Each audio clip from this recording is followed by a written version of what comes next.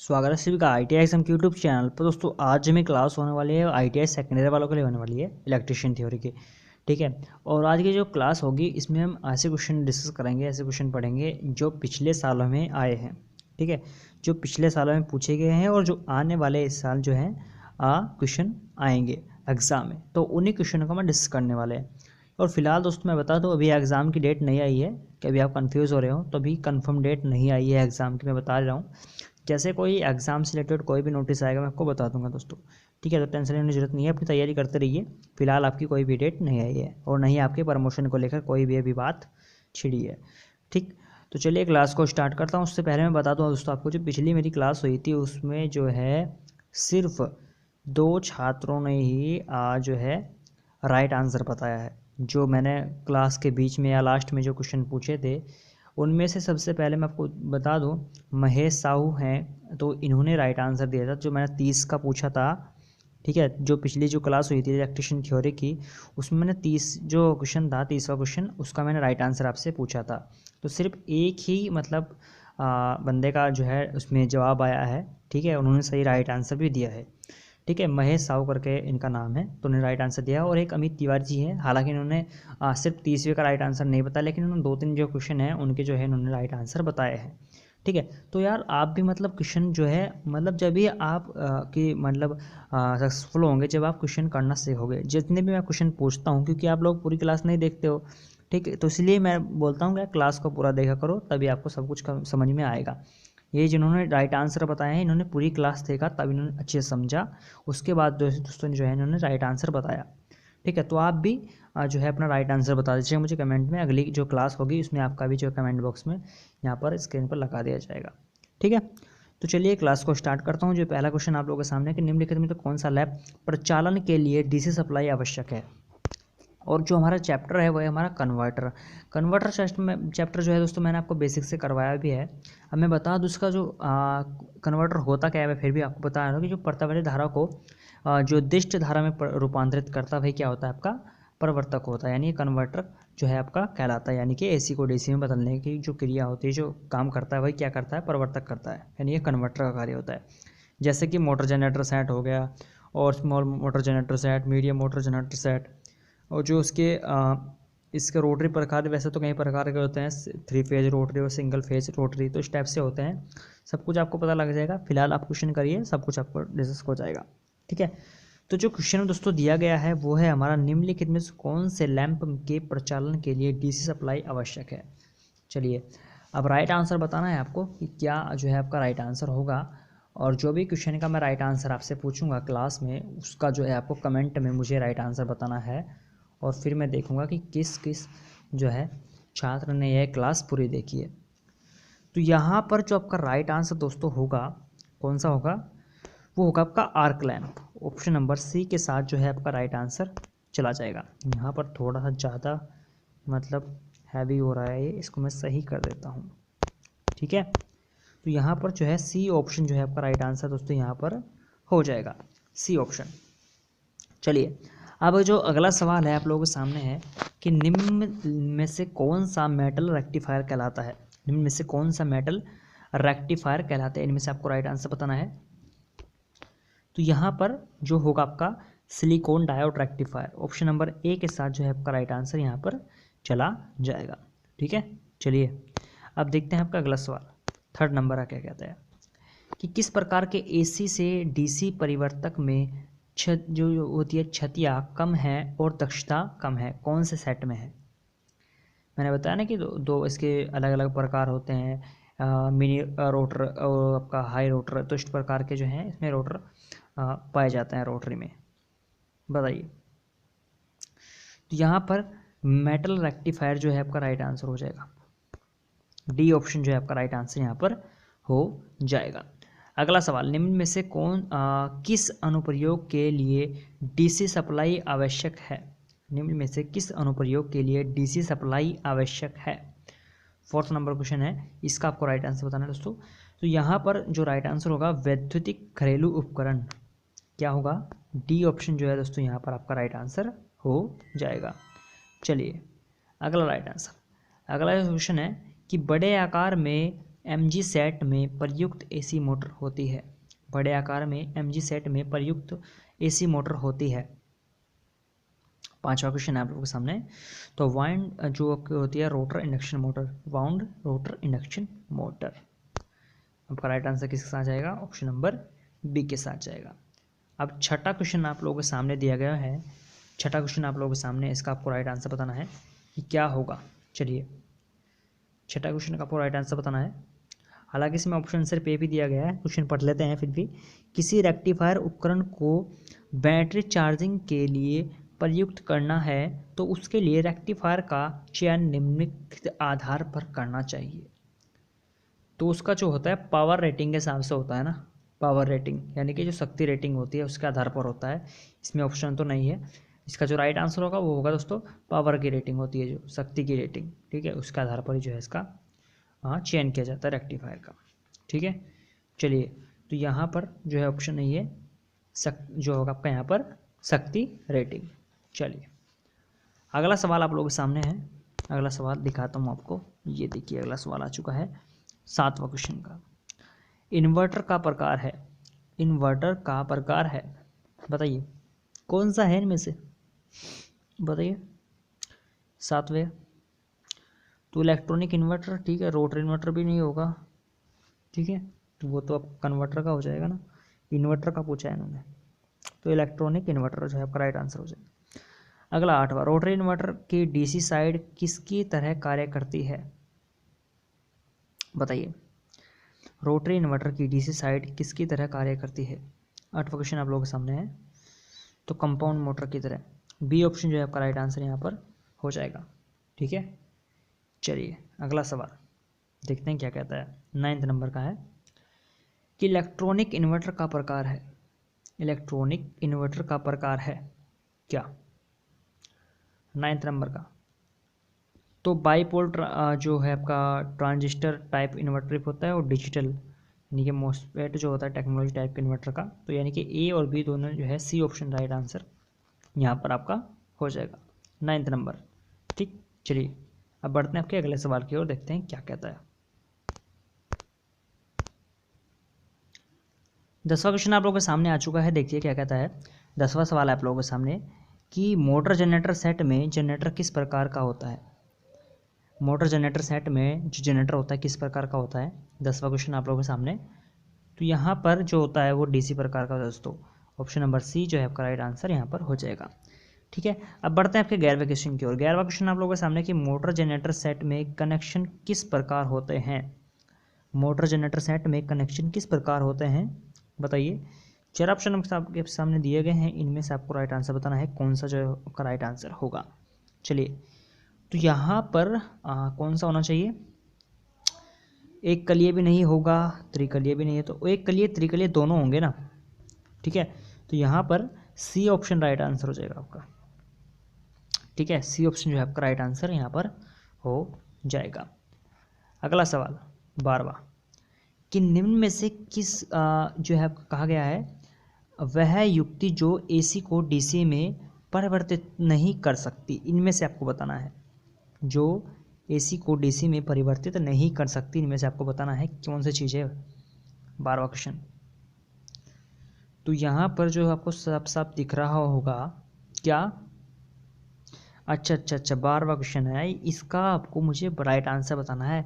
ये थोड़ा सा पॉइंट वाला क्वेश्चन है, इसका आपको मुझे बताइए कमेंट में राइट आंसर, ठीक है।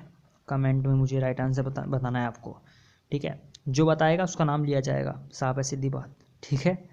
चलिए, बी जो है आपका यहाँ पर 4 ऑप्शन आपके सामने दिए गए हैं, ए बी सी डी, ठीक है। इनमें से आपको राइट आंसर बताना है कमेंट में कि कौन सा राइट आंसर होगा, ठीक है। बता देना मुझे, देखता हूँ कि कौन लास्ट तक रुक रहा है। और एक क्वेश्चन और पूछूंगा, 2 क्वेश्चन पूछूंगा इस क्लास में, ठीक है। एक तो ये हो चुका है 12वां, क्या पूछा है? एसी को डीसी में परिवर्तित नहीं कर सकता, इनमें से कौन सा है, बताना मुझे। अगला सवाल कि रोटरी कन्वर्टर प्रारंभ किया जाता है किस साइड से, बताइए कौन सी साइड है में से बताइए। तो यहाँ पर दोस्तों जो 13वें क्वेश्चन का राइट आंसर होगा वो आपका एसी साइड से भी होता है, डीसी से भी, और एसी डीसी दोनों से भी, ठीक है। तो यहाँ पर जाहिर सी बात है डी ऑप्शन जो है आपका राइट आंसर हो जाएगा, डी ऑप्शन राइट आंसर आपका हो जाएगा। चलिए अगला जो सवाल है जो है, हंटिंग से बचाव करने के लिए तुल्यकालिक मोटर के केज पर लगाते हैं क्या?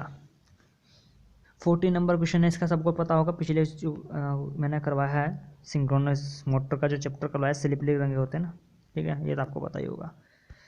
अगला जो सवाल देखते हैं, अगला सवाल क्या कहता है, ये है आपका 15वां सवाल। 15वें क्वेश्चन में पूछा क्या गया है, देखिए ध्यान से, कि एक इच्छित आउटपुट वोल्टेज और आवृत्ति पर डीसी पावर को एसी पावर में परिवर्तित करने की डिवाइस को क्या कहा जाता है? एसी पावर में परिवर्तित करने की डिवाइस को क्या कहा जाता है, बताइए। हम डीसी पावर को कन्वर्ट कर रहे हैं भैया, डीसी को एसी में कर रहे हैं। किसको? डीसी को एसी में। इसका आपको बताना है कि क्या होगा 15वें क्वेश्चन का राइट आंसर। तो जाहिर सी बात है कौन सा होगा? इन्वर्टर। अब इन्वर्टर, बहुत से छात्रों के मन में क्या डाउट रहता होगा कि सर इन्वर्टर का काम तो एसी को डीसी में बदलने का होता है, ठीक है, ठीक है। बहुत सारे छात्रों के जो है मन में डाउट बनता रहता है। सबसे ज़्यादा कन्फ्यूजन पता है किसमें होता है? इसमें होता है इन्वर्टर वाले में, कि इन्वर्टर क्या काम करता है, एसी को यानी कि एसी को डीसी में बदलता है।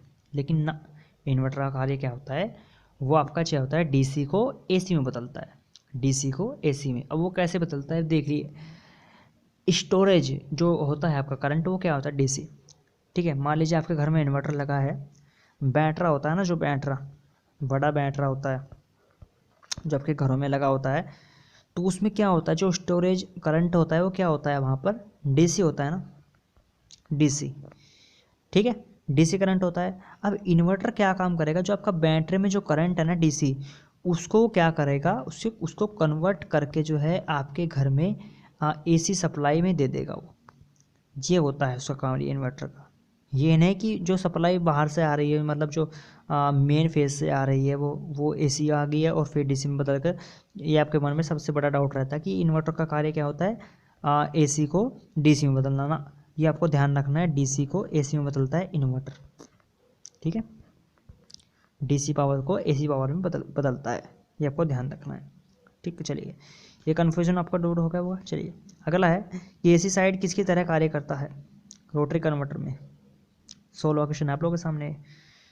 तो यहाँ पर जो होगा आपका, यहाँ पर तुल्यकालिक motor, A option right answer हो जाएगा, ठीक है, ए ऑप्शन जो है आपका राइट आंसर हो जाएगा यहाँ पर। चलिए अगला सवाल 17वां क्या कहता है कि इलेक्ट्रॉनिक इन्वर्टर का अन्य नाम, इलेक्ट्रॉनिक इन्वर्टर का अन्य नाम कौन सा है, बताइए। 17वां क्वेश्चन आप लोगों के सामने है, कौन सा? स्थैतिक इन्वर्टर, ठीक है, स्थैतिक इन्वर्टर जो है आपका राइट आंसर हो जाएगा। अगला है 18वां क्वेश्चन। 18वां क्वेश्चन क्या कहता है, देखिए कि मोटर जनरेटर सेट किस प्रकार की मोटर होती है, ये आपको बताना है राइट आंसर। तो यहाँ पर जो 18वें का राइट आंसर दोस्तों होगा एसी प्रकार की, कैसी प्रकार की, एसी प्रकार की। तो ए ऑप्शन जो है आपका राइट आंसर यहाँ पर करेक्ट हो जाएगा, ठीक है। चलिए अगला जो 19वां सवाल है आप लोगों के सामने है, देखिए क्या कहता है कि motor generator set AC motor किस प्रकार की होती है। 4 ऑप्शन आपके सामने दिए गए हैं, इनमें से आपको राइट आंसर बताना है क्या होगा 19वां क्वेश्चन। तो यहाँ पर तुल्यकालिक मोटर भी राइट आंसर हो जाएगा और प्रेरण मोटर भी, यानी कि ए और बी जो है उसका यहाँ पर आपका राइट आंसर हो जाएगा। सी ऑप्शन जो है राइट आंसर होगा यहाँ पर, ठीक है, सी ऑप्शन। अगला जो है 20वां क्वेश्चन क्या कहता है, देखिए समझिए कि अधिक क्षमता के मोटर जनरेटर सेट में प्रयुक्त मोटर प्राय होती हैं, बताइए क्या जो है आपका राइट आंसर यहाँ पर होगा। राइट आंसर बताना है मुझे, क्या राइट आंसर आपका होगा बताइए।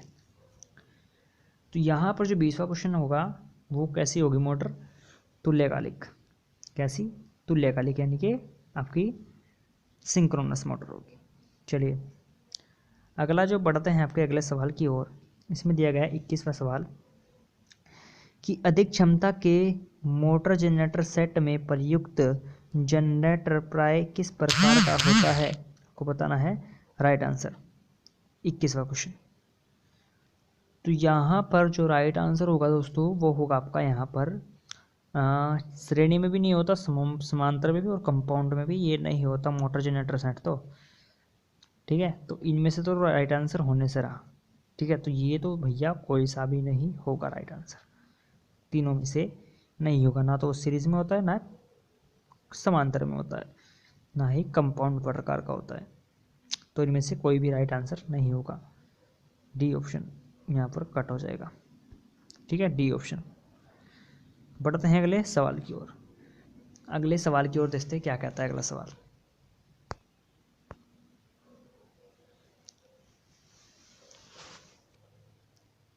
अगला क्वेश्चन आप लोगों के सामने दिया गया है कि मोटर जनरेटर सेट जो 50 हर्ट्ज या 60 हर्ट्ज के लिए किलोवाट रेटिंग कितनी होती है, ये आपसे पूछ रहा है, रेटिंग पूछ रहा है। इसका आपको राइट आंसर बताना है। तो जो मोटर जनरेटर सेट में विभिन्न आवृत्तियों के लिए किलोवाट एम्पियर की और वोल्टेज रेटिंग भिन्न भिन्न प्रकार की इसमें पाई जाती है, किसमें, मोटर जनरेटर सेट में। तो इसका तो जो राइट आंसर दोस्तों होगा 50 हर्ट्ज के लिए मान रहे हैं, मान लीजिए 60 को भूल जाइए आप, तो इसकी कितनी होगी, 50 से 60 के बीच में पूछ रहा है, नहीं 50 से 60, तो ये हो जाएगा 5000 किलो वाट एम्पियर जो है राइट आंसर हो जाएगा यहाँ पर। अब दोस्तों ये होती है ना 5000 किलो वोल्टेज एम्पियर जो होती है आपकी यहाँ पर, वो किसकी रेटिंग होती है, वो मोटर जनरेटर सेट की आउटपुट मतलब रेटिंग होती है, किसकी, आउटपुट, मोटर जनरेटर सेट की आउटपुट होती है, इनपुट। ठीक है, आउटपुट में कितना होता है, वो होती है आपकी 60 हर्ट्ज। ठीक है, 60 हर्ट्ज होती है किसमें, आउटपुट में। ये आवृत्ति किसकी होती है, वोल्टेज की। ठीक है, और जो इनपुट में आवर्ती वोल्टेज होती है आपकी 60 हर्ट्ज पर 208 या फिर 480 या फिर 600 वोल्टेज ऐसी होती है। ठीक है, तो ये आपको ध्यान रखने वाली आपके लिए बात है, ये आपको ध्यान रखना है। मोटर जनरेटर की जो जनरेटर सेट होता है इसकी इनपुट रेटिंग होती है किलोवाट एम्पियर में कितनी, 5000 वोल्टेज एम्पियर तक। ठीक है, ये आपको ध्यान रखना है। और अगर मैं बात करूँ 50 से 50 हर्ट्ज की आवृत्ति कितनी होती है, वो होती है 25000। और 60 से 60 कितनी होती है, वो होती है वो भी 25000 ही होती है। ठीक है, और जो इसकी वोल्टेज रेटिंग की अगर मैं बात करूँ वो होती है 120 से 13800 तक। ठीक है, होती है कितनी, 13800 तक। इतना आपको ध्यान रखना है। अगला है कि मोटर जनरेटर सेट के लिए इसमें पूछ रहा है कि इनपुट वोल्टेज प्रास कितनी होगी, ये आपको बताना है। पता है तो बताइए। तो यहाँ पर दोस्तों जो राइट आंसर होगा वो होगा यहाँ पर 50% प्लस होगा, हाँ प्लस होगा, +% से -30% नॉमिनल होगा। तो यहाँ पर बी ऑप्शन राइट आंसर आपका यहाँ पर हो जाएगा। ठीक है, चलिए अगला जो सवाल है देखते हैं क्या कहता है, 24वां, कि मोटर जनरेटर सेट के लिए, इसमें आपको सही से दिख नहीं रहा होगा फिर भी दिखा देता हूँ, के लिए परिवेश तापमान कितना होना चाहिए। ठीक, कितना होना चाहिए, 24वां, तो 0 डिग्री सेल्सियस से 40 डिग्री सेल्सियस तक। Option number D right answer यहाँ पर हो जाएगा। ठीक है, 25वां देखते हैं, 25वां क्या कहता है कि मोटर जनरेटर सेट के लिए आर्द्रता कितनी होनी चाहिए। 25वें का तो कितनी होनी चाहिए, 0% से 95% तक। ठीक है, कितनी होनी चाहिए, डी ऑप्शन जो है आपका राइट आंसर हो जाएगा। अगला क्वेश्चन पूछ रहा है कि 26वां, कि 50 हर्ट्ज आवृत्ति पर मोटर जनरेटर सेट में इनपुट वोल्टेज कितनी होती है। इनपुट वोल्टेज की बात कर रहा है। 26वां क्वेश्चन, 26वां बताइए। तो 380 वोल्टेज होगी, कितनी, 380 वोल्टेज। चलिए बढ़ते हैं अगले सवाल की ओर। अगला जो सवाल दिया गया है कि 50 हर्ट्ज आवृत्ति पर मोटर जनरेटर सेट में आउटपुट वोल्टेज कितनी होगी, ये आपको बताना है। 50 हर्ट्ज पर पूछ रहा है, अब की बार कितने पूछ रहा है, आउटपुट वोल्टेज कितनी होगी।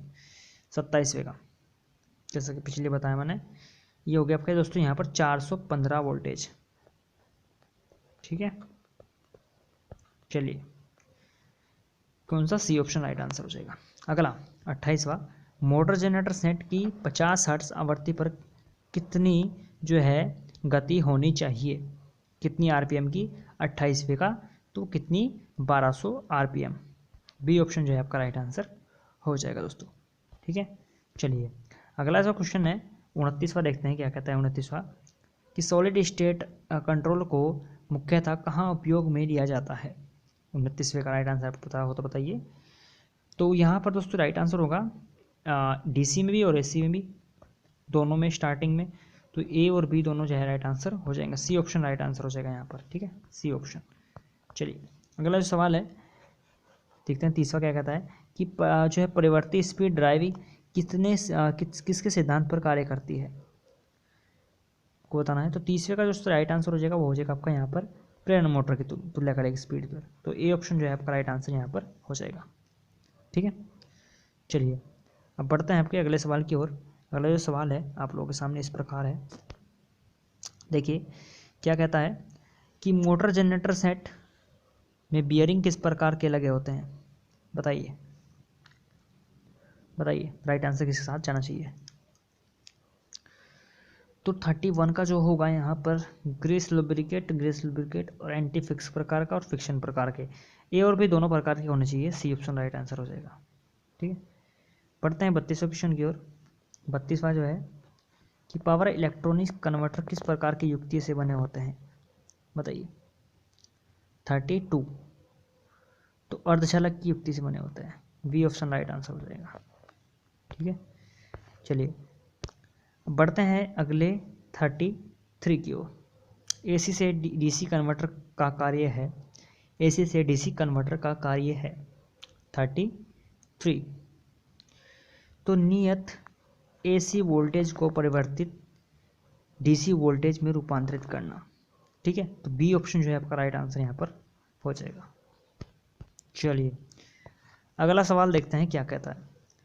34 डीसी से डीसी कन्वर्टर का अन्य नाम क्या है। इसमें पूछ रहा है डीसी से डीसी, ठीक है, ध्यान रखना है, डीसी से डीसी। बताइए भैया, डीसी से डीसी कन्वर्टर का अन्य नाम क्या है, बताना मुझे, बताइए क्या राइट आंसर होगा। तो यह होगा दोस्तों यहाँ पर 34 का चॉपर बोलते हैं इसको, चॉपर।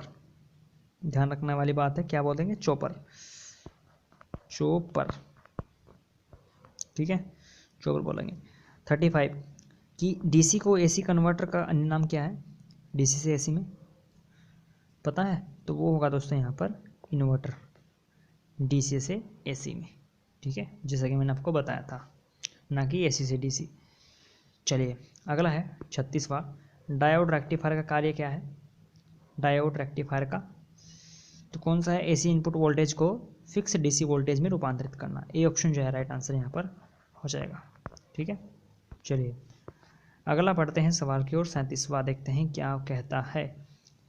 डीसी से डीसी कन्वर्टर का कार्य क्या होता है भैया, बताइए। जो हम डीसी से डीसी कन्वर्टर कर रहे थे ना, उसका क्या कार्य होता है, क्वेश्चन में पूछ लिया है। तो यहाँ पर फिक्स डीसी इनपुट वोल्टेज को नियंत्रित डीसी वोल्टेज में रूपांतरित करना, ठीक है, सी ऑप्शन राइट आंसर हो जाएगा। अगला देखते हैं क्या कहता है कि डीसी से एसी कन्वर्टर का कार्य पूछ रहा है, इसका कार्य पूछ रहा है, इसका कार्य क्या है। अब 38वें का तो फिक्स डीसी वोल्टेज को परिवर्तित एसी वोल्टेज में रूपांतरित करना, इसका ये राइट आंसर हो जाएगा, बी ऑप्शन, ठीक है। चलिए अगला सवाल। अगला जो सवाल है आप लोगों के सामने इस प्रकार है, एक सेकंड में इसको सही कर दूं ताकि आपको दिखने में अब दिक्कत ना हो। ये हमारा हो चुका है 39। अब आ चुका है रोटरी इन्वर्टर की गति नहीं होती, कैसी, बताइए। 39 तो परिवर्तित नहीं होती और बदलती नहीं, ठीक है। 40वां मोटर जनरेटर सेट में खालिस्तान मोटर खालिस्तान जनरेटर से यांत्रिक रूप से जुड़ी होती है क्या, एसी डीसी, बताइए इनमें से कौन सी जुड़ी होती है। तो मोटर जनरेटर सेट में कौन सी होती है, पता है तुमको। तो मोटर जनरेटर सेट में होती है दोस्तों एसी, और जो आपकी मोटर में कौन सी होती है, मोटर में डीसी जनरेटर से यांत्रिक रूप से जुड़ी होती है। तो यहाँ पर ए ऑप्शन राइट आंसर हो जाएगा, ए राइट आंसर। अगला 41वां कि एसी को डीसी में रूपांतरित करने के लिए कौन सी विधि प्रयोग में ली जाती है, बताइए क्या राइट आंसर होगा 41 का। तो यहाँ पर रेक्टिफायर विधि भी और मोटर जनरेटर सेट विधि भी और रोटरी कन्वर्टर विधि भी, और ये आपका यहाँ पर तीनों ही जो है राइट आंसर हो जाएगा। डी ऑप्शन के साथ राइट आंसर चला जाएगा, डी ऑप्शन। ठीक है, चलिए ये डी ऑप्शन उपरोक्त सभी। अगला 42, मोटर कन्वर्टर द्वारा डीसी वोल्टेज किस परास पर प्राप्त की जाती है? 42 तो 1700 2000 वोल्टेज तक, डी ऑप्शन राइट आंसर। 43, परिवर्ती स्पीड ड्राइव का मुख्य उपयोग किया जाता है? 43 बताइए राइट आंसर। तो एसी लाइन हार्मोन्स को कम करने के लिए और मोटर बेयरिंग धारा को नियंत्रित करने के लिए भी, और डायनेमिक तथा रिजनरेटिव ब्रेक जो है ब्रोकिंग में। डी जो है आपका राइट आंसर होना चाहिए यहाँ पर, डी उपरोक्त सभी। ठीक है, चलिए अब देखते हैं ये कि अगला जो सवाल है वो आपके लिए क्या है। ठीक है, चलिए ये है आपका अगला सवाल। ये तो हो गया ना, ये है आपका अगला सवाल 44। बताइए 44 का राइट आंसर बताना है आपको। पूछ रहा है डायोड रेक्टिफायर में प्रयुक्त अवयव है, डायोड रेक्टिफायर में प्रयुक्त अवयव है कौन सा? 44 पता है? तो बैटरी चार्जिंग भी होता है, विद्युत टंक्शन होता है, यूपीएस भी होता है, तो ये सभी जो है राइट आंसर हो जाएगा, डी ऑप्शन। अब एक क्वेश्चन और रह रहा है जो मैं आपसे पूछने वाला हूँ, वो पूछूंगा, रुक रहा, वो भी वेट करो थोड़ा सा, आने वाला है और अच्छा क्वेश्चन है। और वो पिछले साल 2017 में पूछा गया सवाल है, पिछले साल जो 2017 में था, आया था वो सवाल। ठीक है, उसका आपको राइट आंसर बताना है। चलिए अब है आपका कि सॉलिड जो है कंट्रोल प्रचलन के मोड होते हैं, बताना है मुझे। ए है आपका सॉफ्ट स्टार्टर, बी है धारा नियंत्रण, सी फुल वोल्टेज, या फिर डी ये सभी। बताइए चारों में से कौन सा होगा? 45 तो अधिकतर क्या होगा? एक तरीका बताऊँ आपको क्वेश्चन सॉल्व करने का, डी ऑप्शन यहाँ पर। जिस भी क्वेश्चन में ये सभी आता है ना, ये सभी ऑल, ठीक है, तो अधिकतर यार वही क्वेश्चन आपका राइट आंसर होता है। ठीक है, मैं फिर से आपको मतलब अपना अनुभव बता रहा हूँ मैं। कुछ अगर मैं 100% में से अगर सिर्फ एक ही परसेंट ऐसा निकलता है जो ना हो राइट आंसर, वरना अधिकतर तो ये निकलता है कि ये सभी राइट आंसर होंगे। ठीक है, अधिकतर ये होता है। और या फिर आपको ये दिया गया हो ना, कभी मैं सिर्फ आपको तुक्का मारने का बता रहा हूँ, थोड़ा सा तुक्का मारने का, ठीक है, एग्जाम में। या फिर आपको ये दिया गया हो ए व बी दोनों, ठीक है, या ए व सी दोनों, बी व सी दोनों, तो इस टाइप से जो ऑप्शन दिए रहते हैं ना, उनको भी जो है उनके भी ज़्यादा चांस रहते हैं, 99% वो चांस रहता है कि वही राइट आंसर। ठीक है, तो यहाँ पर तो आप तुक्का लगा सकते हो। ठीक है, देखिए अगर और क्वेश्चन आया ना ये सभी वाला, तो देखना उसमें भी यही क्वेश्चन, मतलब ये सभी होगा राइट आंसर। या फिर आ गया ना ए व बी दोनों, तो अधिकतर जो है आपका यही राइट आंसर होता है। ठीक है, ये मतलब एक ट्रिक है, याद रखना हमेशा। ठीक है, चलिए अगला है आपका 45 ये तो हो गया ना। 46 एसी से डीसी कन्वर्टर को क्या कहते हैं? एसी से डीसी कन्वर्टर को 46 का बताइए राइट आंसर क्या होगा? 46 तो सी कला नियंत्रण रेक्टिफायर। ठीक है, सी राइट आंसर हो जाएगा। अगला अगला अगला अगला अगला चलिए 47वां आ चुका है, 47वां और 48वां। अब देखिए वही क्वेश्चन रिपीट हो चुके हैं। अब इसमें से जो 47वां इसका राइट आंसर बताइए, सॉलिड स्टेट कंट्रोल का कार्य क्या है? बताइए। अब ये मतलब तुक्का ये वाला, इसमें ये वाला तो चलने का नहीं, इसमें थोड़ा सा डिफिकल्ट होगा। इसमें होगा मोटर पर आरोपित वोल्टेज को नियंत्रित करना। ठीक है, इसका तो ये राइट आंसर हो जाएगा। अब अगला है विद्युत ऊर्जा को खालिस्तान में परिवर्तित किया जा सकता है, प्रकाश ऊर्जा में भी, विद्युत चुंबकीय ऊर्जा में और विद्युत रासायनिक ऊर्जा में भी। तो ये सभी जो है आपका राइट आंसर हो जाएगा, और ये 2017 में पूछा गया सवाल है। मैंने बताया था ना आपको कि मतलब 1% ऐसा चांस होता है जिसमें ये मतलब ना हो राइट आंसर। ठीक है, कि ये सभी वाला राइट आंसर ना हो, और वो तो मतलब अधिकतर वो तो ए व बी दोनों वाला तो अधिकतर होता ही होता है। ठीक है, वो जिसमें क्वेश्चन में आता ना ऑप्शन में कि ए व बी दोनों, ठीक है, बी व सी दोनों, तो इस टाइप से जो होता है ना, उनमें मतलब उसमें ज़्यादा चांस रहता है कि राइट आंसर वही हो। ठीक है, तो चलिए अब बढ़ते हैं आपके अगले सवाल की ओर। सिर्फ एक ही % चांसेस रहता है, तो ये आपको ध्यान रखना है, लेकिन पढ़ के भी जाना, ये नहीं कि ऐसा ही ये क्वेश्चन तो मतलब कभी आ जाए तो बात कर रहा हूँ, ये नहीं कि कभी भी आ जाए। अगर आपका क्वेश्चन ना पता हो राइट आंसर तो आप कर सकते हो, ट्रिक आजमा सकते हो। ठीक, चलिए 40 है, 9 है। गुरुत्वाकर्षण क्षेत्र से ऊर्जा से प्राप्त किए जाने वाली ऊर्जा है कौन सी? 2017 में पूछा गया है ये भी, बताइए। 49 49 49 49 का मुझे राइट आंसर चाहिए, जल्दी जल्दी बताइए। तो यहाँ पर ये होगा आपका टाइडोश, option number D right answer हो जाएगा। ठीक है, चलिए अब आ चुका है हमारा होमवर्क। क्या? HW, ये तो मेरा जो पेन है ना ये भी नहीं चल रहा है इस पर स्क्रीन पे, यहाँ पर लिख देता हूँ होमवर्क। 2017 में पूछा गया है। अब बताइए आप क्या है क्वेश्चन, कि भारत में उत्पन्न की जाने वाली वोल्टेज और आवृत्ति लगभग कितनी होती है? जहाँ तक उम्मीद है बता दोगे, मुझे जहाँ तक पता है आप लोग बता दोगे यार, है ना? बता दोगे। चलिए मुझे कमेंट में इसका राइट आंसर चाहिए। जो भी बताएगा ना, अगली जो क्लास होगी उसका जो नाम होगा ना कमेंट में ना टॉप पे ले जाएगा, टॉप पे। ठीक है, स्क्रीन पे लगा दूंगा सबका नाम। अगर आप में से अगर 100 भी कमेंट करोगे ना तो 100 का 100 का ही जो है मैं कमेंट का है ना स्क्रीन पर लगा दूंगा। ठीक है, आप सबका नाम, क्योंकि जो पढ़ने वाला होगा ना उसका तो नाम जरूर लगाऊंगा। ठीक है, चलिए अब देखना है कि यहाँ तक क्लास में कौन रुका है। अब रुके रहिएगा, भाग मत जाना कि क्वेश्चन दे दिया आप भाग लो, रुके रहिए भी। लगभग हाँ 65 क्वेश्चन है आज की क्लास में, 65 क्वेश्चन के समथिंग सब कुछ करने हैं हमें कंप्लीट, और सारे प्रीवियर हैं। देखिए जैसे कि दिख रहा हो 2017 में, 2017 में, ये भी 2017 में पूछा गया है। अगला है 51, एक SCR एक स्विच के रूप में व्यवहार करता है। 51 का आपको राइट आंसर बताना है। तो एक दिशात्मक रूप में, किसमें? एक दिशात्मक रूप में। तो option number A right answer यहाँ पर आपका दोस्तों यहाँ पर हो जाएगा। ठीक है, अगला है SCR बने होते हैं, SCR बने होते हैं किस चीज़ के? तो किसके? सिलिकॉन के। बी ऑप्शन जो है राइट आंसर हो जाएगा। 2017 में पूछा गया है, ये भी क्वेश्चन है 2017 में पूछा गया है। ठीक है, चलिए अब बढ़ते हैं आपके अगले सवाल की ओर। अब जो अगला सवाल दिया गया है वो है हमारा SCR का नियंत्रण तत्व है। SCR का नियंत्रण तत्व कौन सा है बताइए। 50 फ्री राइट आंसर पूछ रहा है, तो वो क्या होता है आपका? गेट होता है। क्या? गेट। ठीक, चलिए अब ये संकेत दिया गया है, ये क्या है भैया बताइए, पता है क्या किसी को? तो ये होता है आपका SCS का सिंबल होता है, SCS का। ठीक है, SCS का सिंबल होता है ये।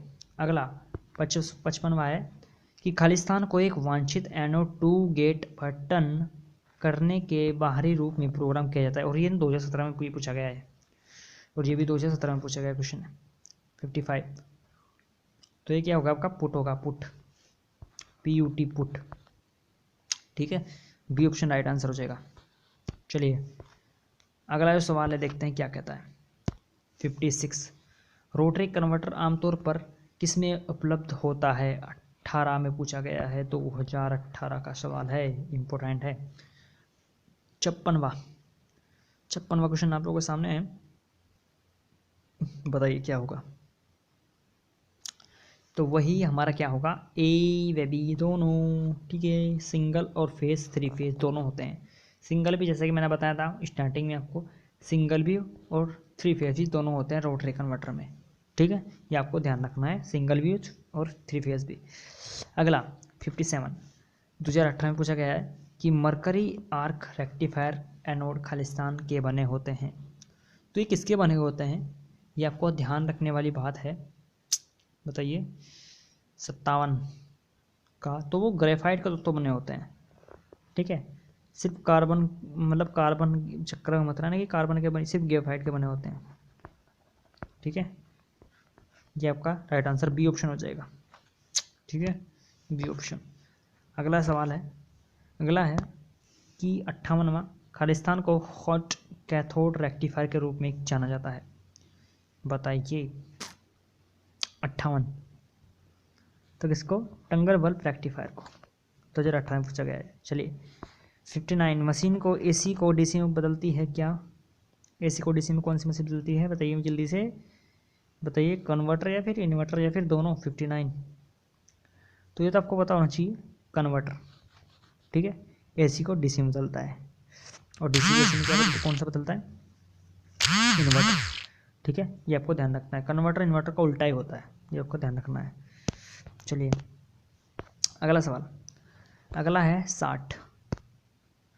60वां जो क्वेश्चन है कि फुल वेव रेक्टिफायर के रिपल आवृत्ति के बराबर होती है। फुल वेव रेक्टिफायर पता है, फुल वेव रेक्टिफायर का आपका प्रैक्टिकल भी क्यों आ रहा था ना, प्रैक्टिकल सेकंड वालों को प्रैक्टिकल इलेक्ट्रीशियन में मिला होगा और उसकी जॉब भी बनाने को दी होगी। मैंने हालांकि वीडियो भी डाला था, रिस्पॉन्स तो तुम लोगों ने दिया नहीं कुछ उस पर, ठीक है, इतना अच्छा। मैंने आपको सिर्फ प्रैक्टिकली आपको करके भी दिखाया था थोड़ा बहुत, हालांकि मतलब इस टाइप से मैंने आपको समझाया था कि ताकि आप उसको अच्छे से बना सको, आपको जो है आपकी जॉब अच्छे से आपकी कंप्लीट हो सके, इस टाइप से मैंने आपको दिखाया था बनाकर। ठीक है, तो चलिए कोई बात नहीं देखा। ठीक है, तो यहाँ पर 2F इनपुट हो जाएगा, ए ऑप्शन राइट आंसर हो जाएगा। चलिए 61वां, किस पर विधि का उपयोग एक पूर्ण तरंग रेक्टिफायर बनाने के लिए किया जाता है। फुल वेव रेक्टिफायर का कौन सी विधि बनाते हैं हम 61वें में, तो कौन सी, ब्रिज विधि भी और सेंटर टेप विधि भी। तो यहाँ पर सी ऑप्शन राइट आंसर हो जाएगा, ए व बी दोनों। ठीक है, सी ऑप्शन। अगला, रेक्टिफिकेशन कितने प्रकार के होते हैं, 62वां, तो 2 प्रकार के ये पाए जाते हैं। ठीक है, 2 प्रकार के।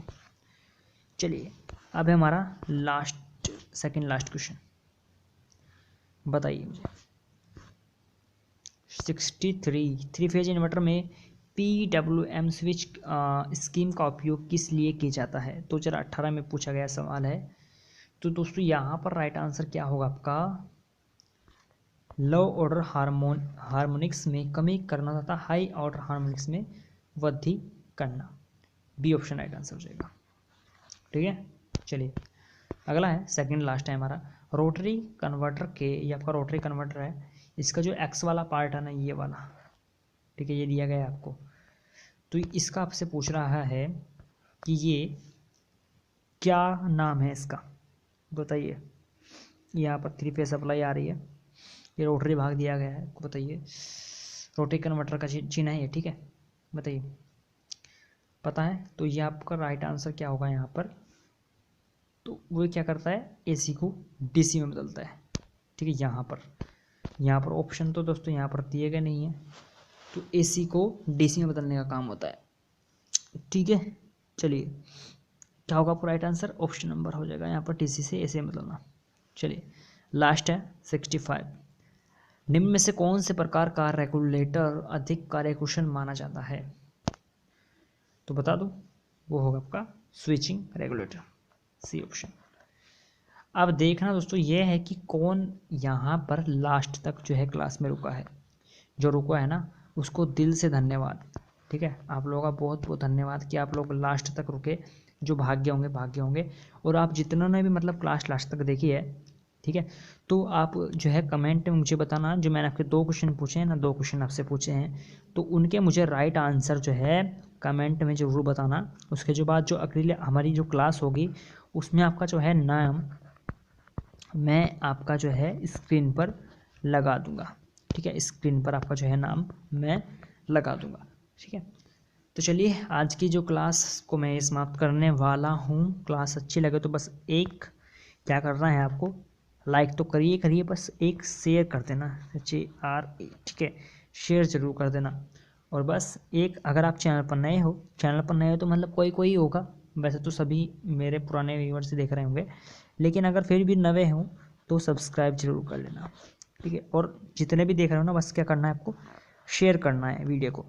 ठीक है, ये क्लास हो रही ना, इसको हमें शेयर करना है बस अपने दोस्तों में। कहाँ पर कर सकते हो, व्हाट्सएप पे कर सकते हो, फेसबुक पे कर सकते हो, कहीं पर भी आप जो प्लेटफॉर्म है आपका ग्रुप वगैरह बना हो, कहीं पर भी जो है इस वीडियो को शेयर जरूर करना, ताकि उनको भी इस क्लास का दोस्तों पूरा बेनिफिट मिल पाए। ठीक है, जो आपके दोस्त ITI वगैरह कर रहे हैं। तो चलिए क्लास को अब मैं यही समाप्त करता हूँ, मिलते हैं अब अगली क्लास में। आज के लिए इतना ही, धन्यवाद।